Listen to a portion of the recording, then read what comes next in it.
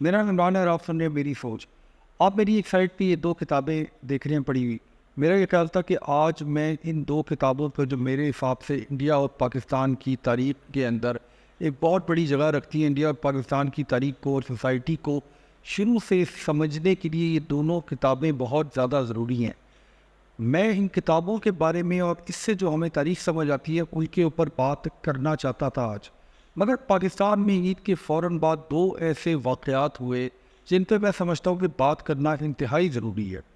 جب تک یہ ویڈیو آپ کے سامنے آئے گی اس وقت تک ان دونوں واقعات کے اوپر خاصی تعداد میں معلومات, انفارمیشن جو ہے وہ آپ لوگوں کو مل گئی ہوگی. میں یہ میری سوچ میں بارہا ذکر کر چکا ہوں کہ ہم کوئی نیوز ایجنسی نہیں ہے, ہم واقعات کو خبر کے طور پہ پیش نہیں کرتے. ہمارا کام یہ ہے کہ ہم جب وہ کوئی واقعہ ہو جائے, کوئی چیز ہو جائے, تو ہم اس پہ بیٹھ کے غور کرتے ہیں کہ پاکستان کے اندر یہ واقعہ ہوا یا دنیا میں یہ واقعہ ہوا اور اس واقعے کے محرکات کیا تھے. یعنی سوسائٹی نے, لوگوں نے اس طرح سے کیوں ریاکٹ کیا جس طرح سے ہم اس واقعے میں گنتے ہیں. حیرت انگیز طور پہ جو فیک نیوز ہے پوری دنیا میں, سوشل میڈیا پہ بھی اور مین سٹریم میڈیا میں بھی, وہ آپ کو ایک واقعے کے تقریباً 10 یا 15 مختلف زاویے بتاتی ہے, مختلف طرح سے بتاتی ہے کہ یہ واقعہ کیوں ہوا اور اس واقعے کے پیچھے وجہ کیا ہے. مگر سچ جو ہے وہ ہر واقعے کے پیچھے, ہر چیز کے پیچھے ایک ہی ہوتا ہے. اور ہمارا کام یہ ہے کہ ہم ہر واقعے کے اوپر اس کو اینالائز کر کے, اس پہ غور کر کے, اس پہ ریسرچ کر کے آپ کے سامنے بات کریں اور پھر آپ فیصلہ کریں کہ اس واقعے کے پیچھے شاید اصلیت کیا ہے, سچائی کیا ہے. تو وہ دو واقعات جو میں ذکر کر رہا ہوں, تو میرے حساب سے یعنی میری سوچ میں ہمارا یہ خیال ہے کہ یہ دونوں واقعات آپس میں جڑے ہوئے ہیں. حالانکہ ان دونوں واقعات کا جیوگرافکلی شاید 500,000 کلومیٹر کا فاصلہ ہے. ایک واقعہ جو ہے فیصل آباد میں ایک کوکو کولا کے ٹرک کے خراب ہونے کے بعد جو اس علاقے کی عوام تھی اس کا ان بوتلوں کے کریٹوں کو لوٹنے کا واقعہ ہے, جس کی ویڈیوز شاید مذاق کے طور پہ ہم نے ٹک ٹاک کے اوپر اور سوشل میڈیا کے اوپر بہت زیادہ وائرل کی اور ان کو مختلف میوزک لگا کے اور ہنسی مذاق میں ڈال دیا کہ دیکھیے جی لوگ تو ایسے ہی کرتے ہیں. اور دوسرا جو ہے وہ تھوڑا سومبر واقعہ ہے, اور وہ واقعہ جو ہے وہ مدین کے علاقے میں سوات میں ہوا, جہاں پہ ڈیسیکریشن آف دا ہولی قرآن یعنی قرآن کی بے حرمتی کے الزام پہ ایک ٹورسٹ کو, ایک شخص کو زندہ جلا دیا گیا. یہ دونوں واقعات کے اوپر جیسے میں نے کہا کہ جب تک کہ ہمارا یہ ویڈیو آپ دیکھیں گے بہت زیادہ بات ہو چکی ہوگی, اور یہ شاید جب یہ ویڈیو ریلیز ہو تو یہ شاید واقعہ جو ہے وہ پیچھے رکھ دیا ہو گیا اور ایک نیا واقعہ آ گیا اور یہ اس پہ بات شروع ہو گئی ہو. یعنی ہمارا جو اٹینشن اسپین ہے اس قسم کے بڑے واقعات کا بھی وہ شاید ہفتے 10 دن کا ہے اور اس کے بعد ایک نئی خبر آ جاتی ہے. دیکھیے جو فیصل آباد کا واقعہ ہے وہ میری نظر میں ایک انتہائی خطرناک سوسائٹی کی سوچ کی طرف ہمیں دکھاتا ہے. سوسائٹی کا ایک پہلو ہمیں دکھاتا ہے جو ہمارے آس پاس ہے, اور وہ واقعہ یہ ہے کہ ایک ٹرک یا ایک گاڑی یا ایک چیز اگر سڑک پہ یا ایک دکاندار اگر اپنی دکان سے اٹھ کے اگر کھانا کھانے جاتا ہے, وہ دکان خالی ہوتی ہے, تو اس کے آس پاس جو عام لوگ چل رہے ہوتے ہیں, یعنی سوسائٹی میں ایک آدمی اپنے گھر سے نکلا ہے صبح کام کاج کے لیے, اور وہ سڑک پہ چلتے چلتے اگر کسی چیز کو تکلیف میں دیکھتا ہے, کسی چیز کو خراب ہوتے دیکھتا ہے, تو اس کا ذہن اس کی مدد کرنے کے بجائے اس کو لوٹنے پہ چلا جاتا ہے. جو میرے لیے اس واقعے کی سب سے خطرناک پہلو ہے وہ یہ کہ اس کو لوٹنے کے اندر, اس ٹرک سے بوتلیں چوری کرنے کے اندر عام لوگ شامل تھے. وہ لوگ جو صبح اپنے گھر سے نکلے ہوں, جنہوں نے شاید اپنی زندگی میں ایسا کوئی کام نہ کیا ہو, شاید ان کو کبھی ایسا موقع ہی نہ ملا ہو, وہ 1 سیکنڈ کے اندر یہ فیصلہ کر لیتے ہیں کہ ہم نے لوٹ مار چوری کرنی ہے, ہم نے ڈکیتی ڈالی ہے, کیونکہ ہمیں موقع مل رہا ہے. یعنی عورتیں بھی نظر آتی ہیں اور ویڈیو کے اندر بچے بھی نظر آتے ہیں, بزرگ بھی نظر آتے ہیں. بہت سے لوگوں نے سوشل میڈیا پہ, جو ہمارے سوشل میڈیا ویجیلنٹیز ہے ایکس یا ٹویٹر کے اوپر یا فیس بک یا ایون یوٹیوب کے اوپر, وہ جو ہے وہ فوراً اس قسم کے واقعات کو کنڈیم کرتے ہیں. وہ اپنی زاویے سے اس پہ بات کر رہے ہوتے ہیں کہ غربت بہت زیادہ ہے, اور اس کے علاوہ یہ بات کرتے ہیں کہ جہالت بہت زیادہ ہے. مگر اس جہالت اور غربت کے ذمہ دار کون لوگ ہیں, اور کیا جن ملکوں میں غربت اور جہالت ہوتی ہے وہاں پہ لوگ ویجیلنٹیز بن جاتے ہیں, یعنی وہ لوگ جو ہے وہ لوٹنا شروع کر دیتے ہیں. یعنی ایک سوسائٹی جو ہے وہ اس کچھ اقدار پہ کھڑی ہوتی ہے, پاکستان جیسی سوسائٹی کے اقدار جو ہے وہ ہمارے کلچرل اقدار بھی ہیں جو ہمارے علاقے کے ہیں، اس کے علاوہ ہمارے مذہبی اقدار بھی ہیں. یعنی کہ اگر ایک آدمی زندگی کے اندر اسٹرگل کر رہا ہے، غریب آدمی ہے، تو کیا وہ ہمیشہ چوری کرے گا کیونکہ وہ پاکستانی ہے؟ یعنی ہم ہر غریب آدمی سے ایکسپیکٹ کریں کہ جب اس کو موقع ملے گا تو وہ اکنامک گین کے لیے، اور یہ اکنامک گین کیا ہوگا؟ 2 کریٹ چوری کرنے سے یا 2 کریٹ کو اپنے گھر لے جانے سے کتنے 2,000 روپے 1,500 روپے کا فائدہ ہوگا. یعنی وہ اتنے چھوٹے سے فائدے کے لیے دین کی پرواہ کرے گا، نہ معاشرے کی پرواہ کرے گا، نہ لوگوں کی پرواہ کرے گا، نہ اپنے آس پاس جو لوگ ہیں جو تکلیف میں ہیں ان کی پرواہ کرے گا. تو میرے نزدیک یہ جو ڈیگریڈیشن ہے ہمارے سوشل اقدار کی، ہمارے معاشرے کی، یہ اس ایک واقعے سے، اور یہ واقعہ کہیں بھی ہو سکتا تھا، یہ واقعہ فیصل آباد میں ہوا، یہ واقعہ کسی بھی شہر میں کہیں بھی ہو سکتا تھا. پچھلے کچھ عرصہ پہلے ایک آئل کے ٹرک کے ساتھ جو کسی ہائی وے پہ گر گیا تھا، لوگوں نے تیل چوری کرنا شروع کر دیا. وہ تو انفیکٹ ایک بہت زیادہ خطرناک واقعہ ہے. تو ہم یہ سمجھیں کہ تھوڑے سے فائدے کے لیے کیا اس ملک کے اندر ہم نے یہ تربیت دی ہے کہ لوگ جو ہے وہ تھوڑے سے فائدے کے لیے یا تھوڑی سی اکنامک پریشر کے اندر آ کے چوریاں کرنا شروع کر دیں گے؟ کیا یہ چوروں کا ملک ہے؟ چاہے 24 کروڑ لوگ سب کے سب ایسے ہی ہیں؟ کم از کم باہر سے ایک آدمی اگر اس قسم کے واقعے کو دیکھے گا اس کے ذہن میں صرف یہی بات آئے گی، کیونکہ وہ ٹرک جو ہے اس کو چوری کرنے کا ارادہ ان لوگوں کا نہیں ہوگا جب وہ اس کے سائڈ سے واک کر رہے. یہ ارادہ انہوں نے انسٹنٹلی بنایا ہوگا کہ یہ ٹرک اب خراب ہے، یہ بندہ یہاں سے چلا گیا ہے تو جی اس کو روک. دوسرا جو واقعہ ہے، اور ان تیسرے واقعے کو میں کلب کر کے آپ کو آخر میں بتاتا ہوں کہ میرا کیا خیال ہے. دوسرا واقعہ مدین کے علاقے میں سوات میں قرآن شریف کی ڈیسیکریشن، قرآن شریف کی بے حرمتی کی ایلیگیشن کے اوپر ایک ٹورسٹ کو جلا دینے کا واقعہ ہے. اس واقعے کا اس واقعے سے تھوڑا سا فرق یہ ہے کہ پاکستان کے اندر ریلیجس ویجیلنٹیزم جو ہے وہ ہم نے پچھلے کچھ عرصے میں بڑھتی دیکھی ہے. میں یہاں پہ اپنا ویسے آپ کو بڑا کلیئر ایک پوائنٹ آف ویو دے دوں. دیکھیے میری سوچ اس بارے میں بہت زیادہ کلیئر ہے. ہم یہ مانتے ہیں کہ کوئی بھی مقدس کتاب ہو، چاہے اس مذہب کے ماننے والے دنیا میں صرف 4-5 ہزار ہو، کوئی بھی کسی بھی مذہب کی عبادت گاہ ہو، چاہے اس کو ماننے والے بہت بھی تھوڑے ہوں، اس کی بے حرمتی کرنے کی قطعاً نہ مذہبی طور پہ اجازت ہے نہ معاشرے کے طور پہ اجازت ہے. اگر ہمیں کسی سے کوئی پرابلم ہے، اگر ہمیں کسی سے کوئی تکلیف ہے، تو دنیا میں جو اسٹیٹس ہیں، جو نیشن ہیں، ان میں قانون موجود ہے. مگر انڈیویجلی جو ہے وہ کسی بھی کتاب کی، چاہے دنیا میں ناروے میں کی جائے، سویڈن میں کی جائے، یا پاکستان میں کی جائے، یا ہندوستان میں کی جائے، لوگوں کو قطعاً یہ اجازت نہیں ہے کہ وہ کسی کی بھی ہولی بک کی، مقدس کتاب کی بے حرمتی کریں. اور مسلمان تو اسپیشلی جو ہے وہ یہ مانتے ہیں، وہ تمام پیغمبروں کو مانتے ہیں. تو مسلمانوں کے لیے تو یہ ماننا کہ یہ تمام کتابیں، چاہے مسلمان یہ سمجھتے ہیں کہ ان کے اندر اگر تبدیلی بھی کی گئی ہے تو ان کی بے حرمتی نہیں کی جا سکتی، کیونکہ ان میں انبیاء کرام کے نام لکھے ہوئے ہیں. تو اس لیے میں اس بات پہ کیٹیگوریکلی یہ کہہ رہا ہوں کہ ہمارا یہ ماننا ہے کہ چاہے قرآن شریف ہو، چاہے کوئی ہندوؤں کی ہولی بک ہو، بدھسٹ کی ہو، کرسچینٹی کی ہو، جوڈیزم کی ہو، یعنی یہودی مذہب کی کتاب ہو، یا اور بھی جتنے مذاہب ہیں دنیا میں، سب کا احترام ضروری ہے. جن کو ماننے والے ہیں وہ ان کی عبادت گاہوں کا بھی احترام کرنا انتہائی زیادہ ضروری ہے. اس واقعے کے اوپر میں تھوڑی سی یہ بات کروں گا کہ لوگوں کو پرووک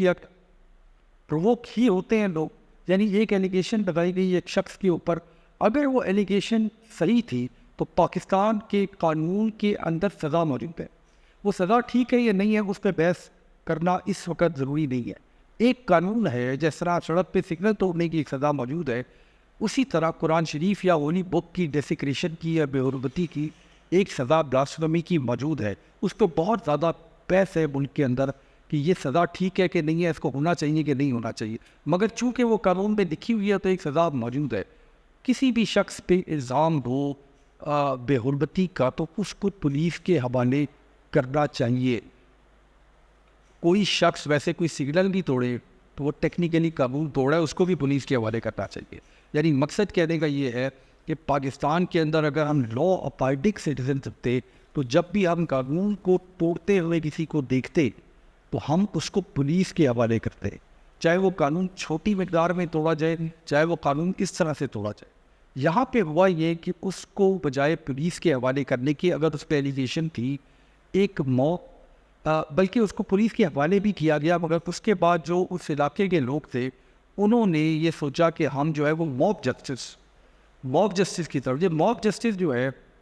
کراچی میں ہم اکثر دیکھتے ہیں کہ موبائل کی اور اسٹریٹ کرائم بہت زیادہ ہے، تو لوگ چوروں کو، ڈاکوؤں کو سڑک پہ پکڑ کے جو ہے وہ لنچ کر دیتے ہیں، مار دیتے ہیں۔ یہ ایکچولی واقعہ سیم ہے، لوگ پرووک ہوئے، لوگوں کے اندر غصہ تھا، لوگوں کو پرووک کرنے والے ان کے شاید مذہبی لیڈر ہوتے ہیں، لوگوں کو پرووک کرنے والے ان کے پولیٹیکل لیڈر ہوتے ہیں، اور اس کے رزلٹ میں ہوتا یہ ہے کہ قتل ہو جاتا ہے۔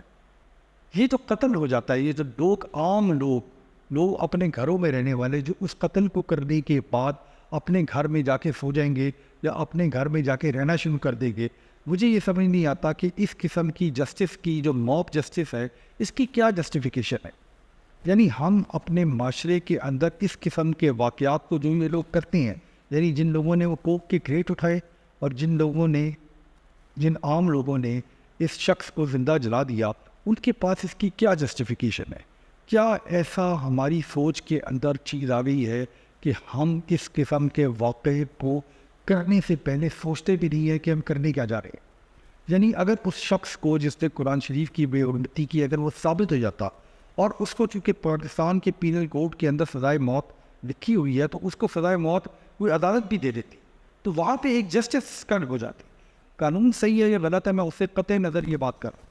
میں یہ کہہ رہا ہوں کہ قانون میں لکھا ہوا تھا، تو اس کو اگر میکسیمم سزا مل جاتی تو جسٹس ہو جاتی۔ دونوں صورتوں میں اگر ایک شخص نے یہ کام کیا ہے اور اس کا اینڈ یہی ہوتا کہ اس کو سزائے موت ہو جاتی، تو ایک طرح سے وہ ایک چیز جو ہے وہ قانون کے مطابق ہوتی، اور ایک چیز جو ہے وہ مجھے نہیں پتا کہ کس سوچ کے مطابق ہوئی ہے۔ یعنی کہ اس ملک کے اندر جو سوسائٹی کی ڈیسیکریشن ہے وہ اتنی زیادہ بڑھ گئی ہے کہ ہم ایک دوسرے کے لیے ایک ٹائم بام بن گئے ہیں، ایک ٹائم بام جو کبھی بھی کسی دوسرے شخص پہ پھٹ سکتا ہے۔ یعنی ہم نے اس سوسائٹی کے اندر نہ مذہبی اقدار کا خیال رکھتے ہیں، نہ سوسائٹی کا اقدار کا خیال رکھتے ہیں، نہ اپنے ہمسائے کا خیال رکھتے ہیں، ہم کسی چیز کا خیال نہیں رکھتے۔ ہمیں چوری کا موقع ملے تو ہم چوری کرنے لگ جاتے ہیں، ہمیں قتل کا موقع ملے تو ہم قتل کر دیتے ہیں۔ اس ویڈیو کے شروع میں نے یہ کہا تھا کہ میری سائٹ پہ کچھ 2 کتابیں پڑھی ہیں، آپ کو لگ رہا ہے 3 کتابیں ہیں، ایکچولی 2 کتابیں ہیں، ان کے اوپر بات کروں اور یہ آپ کے سامنے پیش کروں کہ پاکستان کا ارتقاء سوسائٹی کا، اور ہندوستان کی بھی، انڈیا کی بھی سوسائٹی کا ارتقاء جو ہے فرام پارٹیشن، یعنی 1947 سے لے کے آج تک کیسے ہوا، اور ہم وہاں کیسے پہنچے جہاں پہ آج ہم اپنے آپ کو کھڑا ہوا دیکھتے ہیں۔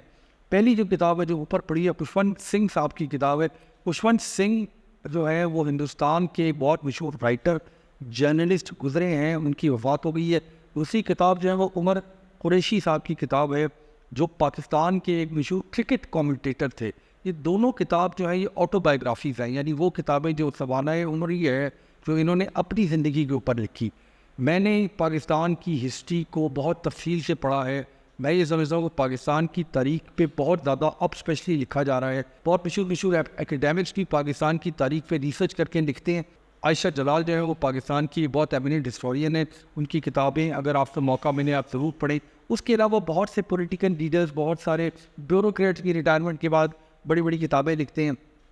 کہ انہوں نے اپنی زندگی میں کیا دیکھا، اور ہندوستان میں بھی سملرلی بہت سے لوگ جو ہیں وہ ہسٹورین بھی اور اس کے علاوہ پولیٹیکل لیڈرز بھی کتاب لکھتے ہیں۔ ان دونوں کتابوں کی اہمیت کے بارے میں آپ کو ذکر کروں، اور میں اپنی آئندہ بھی ویڈیوز میں ان کتابوں کا آپ کو حوالہ دیتا رہوں گا۔ میرے لیے کتابیں اس لیے ضروری ہیں کہ خوشونت سنگھ اور عمر قریشی، انہوں نے اپنی سوانح عمری یعنی اپنی autobiography pre partition India سے سٹارٹ کی۔ یہ دونوں جو ہیں وہ تقریباً ایک سملر پیٹرن پہ چلتے رہے، کبھی بھی پاور میں نہیں آئے مگر پاور کوریڈورز کے ساتھ ساتھ چلتے رہے۔ ایک عام آدمی کی زندگی، جو عام یعنی مڈل کلاس یا اپر مڈل کلاس آدمی کی زندگی، جس نے تاریخ کو ہوتے ہوئے غور سے دیکھا۔ ہم چونکہ عام لوگ ہیں، جو آپ مجھے دیکھ رہے ہیں اور میں جو یہ بات کر رہا ہوں، ہم چونکہ ان ملکوں میں رہنے والے 2024 میں عام لوگ ہیں، تو ہمارے لیے جو عام آدمی کا لیونگ ایکسپیرینس ہے وہ انتہائی ضروری ہے۔ ہم یہ سمجھنا چاہتے ہیں، یا میں یہ سمجھنا چاہتا ہوں کہ میری طرح کا آدمی جب آج سے، اگر میں 1947 میں پیدا ہوا ہوتا تو میں کیسا پاکستان دیکھتا، اور جو پاور کے کوریڈور میں جو فیصلے ہو رہے تھے، پولیٹیکل فیصلے ہو رہے تھے، بیوروکریٹک فیصلے ہو رہے تھے، اس کا جو نتیجہ ہے وہ ہماری زندگی میں کیسے آ رہا تھا، یعنی ہم یہاں تک پہنچے کیسے. تو یہ دونوں کتابیں جو ہیں وہ کسی بھی ہسٹوریکل ریکارڈ سے زیادہ میرے لیے اس لیے امپورٹنٹ ہے کہ خوشونت سنگھ صاحب جو ایک جرنلسٹ تھے، جو کہ نہرو گاندھی ڈائنسٹی یعنی اندرا گاندھی کے خاصے قریب بھی رہے، کچھ عرصہ upper house of Indian parliament میں رہے، کچھ عرصہ انہوں نے بہت سے جریدے یعنی جرنلز جو ہیں اور نیوز پیپر ایڈٹ بھی کیے انڈیا میں. تو انہوں نے انڈیا کے شروع کے حالات، انڈیا کے اکنامک فیصلے، جو ان کی انڈیا کے جو حالات تھے، عام لوگ اس کو کیسے دیکھ رہے تھے، انڈیا کس راستے پہ تھا اپنے شروع میں، اس پہ خاصی تفصیل سے لکھا ہے. وہ اپنی طور پہ ہندوستان کی تاریخ نہیں لکھ رہے تھے، وہ اپنی زندگی کے بارے میں لکھ رہے تھے، مگر پڑھنے والا جس کی نظر جو ہے وہ ہندوستان کی ہسٹری کے اوپر ہے، وہ اس کو ایسے پڑھتا ہے کہ اس وقت کے حالات کو وہ ان کی نظر سے کیسے دیکھ رہے. دوسری کتاب جو عمر قریشی صاحب کی کتاب ہے، یہ ان کی سوانح عمری ہے، یہ 3 یا 4 حصوں کے اوپر ہے، یہ اس کو 2 حصے ادھر پڑھے ہوئے. وہ بھی اسی طرح پاکستان کے بننے سے پہلے سے شروع کرتے ہیں، اور ان کی فیملی پاکستان ہے، اور انہوں نے پاکستان کو کیسے دیکھا، پاکستان کے اندر مارشل لاء کیسے دیکھے، عام لوگوں کی زندگی کیسے تھی، یعنی ایک دن ڈیموکریٹک گورنمنٹ ہوتی تھی، اگلے دن مارشل لاء ہوتا تھا، تو لوگ کیسے ریئیکٹ کرتے تھے. ویڈیو چونکہ لمبی ہو گئی ہے، ان کتابوں کے اوپر تفصیل سے میں آپ کو بات کروں گا. میں آپ کو اس ویڈیو کے ختم ہونے سے پہلے ایک چھوٹا سا پیراگراف اردو میں ٹرانسلیٹ کر کے بتاتا ہوں، جو کہ خوشونت سنگھ صاحب جب ان پاکستان میں محمد علی جناح کی سینٹینری یعنی 100 سالہ پیدائش کی سیلیبریشن تھی 1976 میں، وہاں پہ انہوں نے اسٹوڈنٹس کو، وہاں پہ انڈین جرنلسٹ کو بلایا ہوا تھا. وہاں پہ خوشونت سنگھ صاحب نے ایک تقریر کی. اس تقریر کا چھوٹا سا حصہ آپ کو پڑھ کے سناتا ہوں تاکہ آپ کو آئیڈیا ہو کہ یہ جو 2 رستے تھے، یعنی انڈیا کا رستہ کیا تھا اور ہمارا رستہ کیا تھا. وہ یہ کہتے ہیں کہ میں نے ان سے کہا کہ پاکستان اسٹینڈرڈ ٹائم جو ہے وہ ہندوستان سے 30 منٹ پیچھے ہے، مگر حقیقت میں جو ہے وہ 30 سال پیچھے ہے پاکستان ہندوستان سے ڈیولپمنٹ میں. انہوں نے آگے یہ کہا کہ میں نے پاکستان کی سڑکوں پہ بہت زیادہ لگژری گاڑیاں دیکھی ہیں، ساری امپورٹڈ ہیں، جاپان سے، جرمنی سے،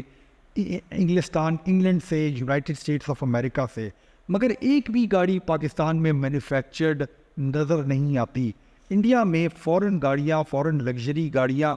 بہت ہی کم ہیں، بہت ہی کبھی کبھار نظر آتی ہے. انہوں نے اپنی گاڑیوں کو ریٹ کھٹیا یعنی کہ چوہا گاڑی قرار دیا، اور انہوں نے کہا کہ وہ چوہا گاڑیاں ہوں گی، وہ گاڑیاں جو ہندوستان میں نظر آتی ہیں، مگر وہ ہندوستان کے اندر بنی ہوئی ہیں، ہندوستان کے اندر مینوفیکچرڈ ہے. انہوں نے آگے یہ کہا کہ ایون جو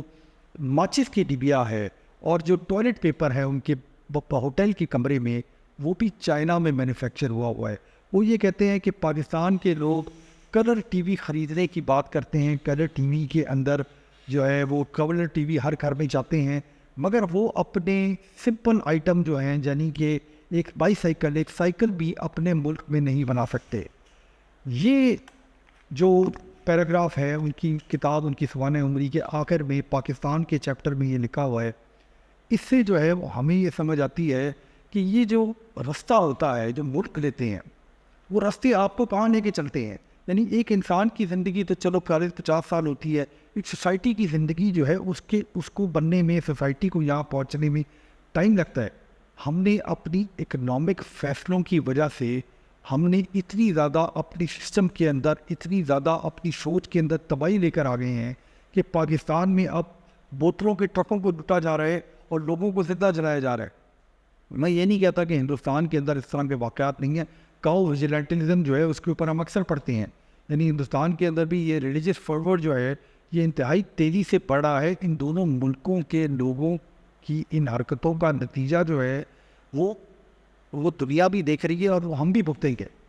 یعنی ہندوستان، پاکستان اپنے آپ کو، اگر ہندوستان والے اپنے آپ کو ترقی یافتہ بھی سمجھ رہے ہیں تو وہاں پہ بھی بہت زیادہ تیزی سے ریلیجس ایکسٹریمزم آ رہی ہے. اور شاید یہ دونوں باتیں اس وجہ سے ہیں کہ ہم نہ اپنی تاریخ کو سمجھ سک رہے ہیں، نہ ہم اپنے مذہب کو سمجھ سک رہے ہیں، نہ ہم اپنے ملک کو سمجھ سک رہے ہیں. ہمیں یہ پتہ ہی نہیں ہے کہ ہمارا مذہب ہم سے کیا چاہتا ہے، ایک سوسائٹی ہم سے کیا چاہتی ہے، ایک ملک ہم سے کیا چاہتا ہے. آخر میں یہ کہنا چاہتا ہوں کہ یہ جو فیلئر ہے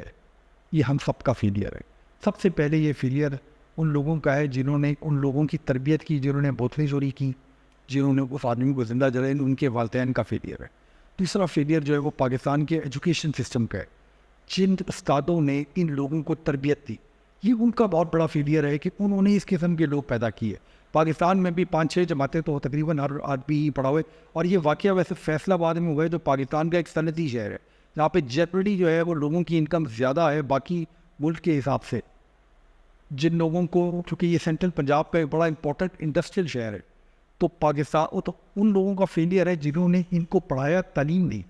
اور آخری فیلئر جو ہے وہ شاید ہماری مذہبی جماعتوں کا ہے, مذہبی لیڈرز کا ہے. چاہے آپ کا تعلق کسی بھی فرقے سے ہو, جو آپ کے مذہبی لیڈر آپ کے اندر سوچ ڈال رہے ہیں, اس کی مینیفیسٹیشن جو ہے وہ بوتلیں چوری کرنے میں اور لوگوں کو جلانے میں آ رہی ہے, مسجدوں میں نماز پڑھنے میں نہیں آ رہی. یعنی ہم سچ نہیں بولنا چاہتے, ہم عبادت نہیں کرنا چاہتے, ہم نیک نہیں ہونا چاہتے. ہمارا یہ خیال ہے کہ کسی آدمی کو جلا دینے سے شاید ہماری آخرت بہتر. یہ فیلئر جو ہے یہ مذہبی لیڈران کا فیلئر ہے, چاہے وہ علاقے کے اوپر ہو چاہے وہ پورے ملک کے اوپر. اس پہ انتہائی زیادہ غور کرنے کی ضرورت ہے. اس ویڈیو میں چونکہ یہ خاصی لمبی ہو گئی ہے تو ان کتابوں کے اوپر تفصیلاً آگے بات میں کرتا رہوں گا, تاکہ ہمیں یہ سمجھنے میں آسانی ہو کہ ہمارے معاشرے کے ساتھ ہوا کیا, ہمارے ملک کے ساتھ ہوا کیا, ہمارے لوگوں کے ساتھ ہوا کیا, میرے اور آپ کے ساتھ اس ملک میں ہوا کیا. بہت شکریہ.